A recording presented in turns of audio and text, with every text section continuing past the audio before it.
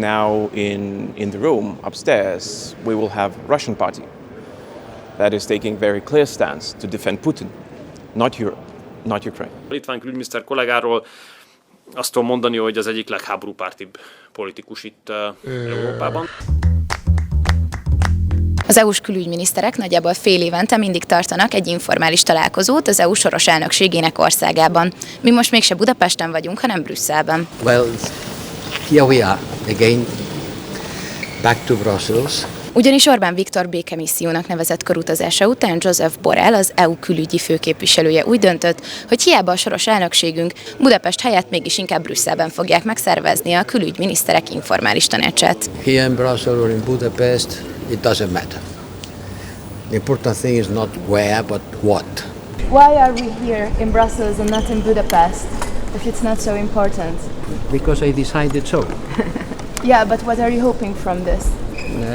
Well, look, it's the president of the council who decides when and where the council takes place. And I thought it was much more appropriate to do that in Brussels, because some of the positions expressed by the Hungarian government goes directly against the common foreign policy. It was much better to do that at home. The vice president of the Hungarian here. The Hungarian minister will be here. I suppose. Ezért most uniós külügyminisztereket kérdeztünk arról, hogy mit gondolnak erről a helyszínváltozásról. What do you think about the venue change that we are here in Brussels and not in Budapest?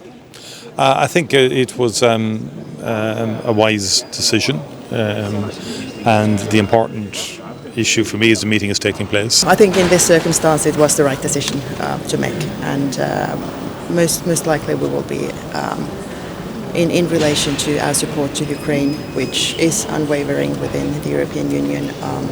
We shall see how we take this forward with Hungary, who is holding the presidency.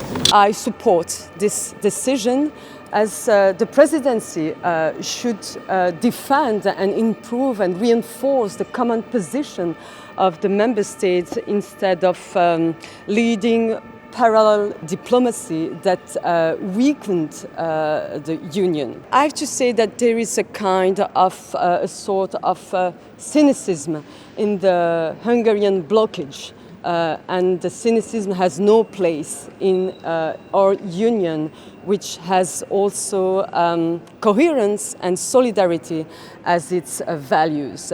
The decision of the President Borrell, I was against, because the problem is not the presidency of one party in your country. This is an Hungarian presidency. I think that it's a clear sign that the countries, or European countries, do not agree with Hungarian politics, international politics, the way that they conduct it, the way that they treat the presidency that they have. I mean, you know, they call themselves Peace Party, or part of the Peace Party. I wouldn't agree with that, and I think that now in the room upstairs we will have Russian party that is taking very clear stance to defend Putin, not Europe, not Ukraine.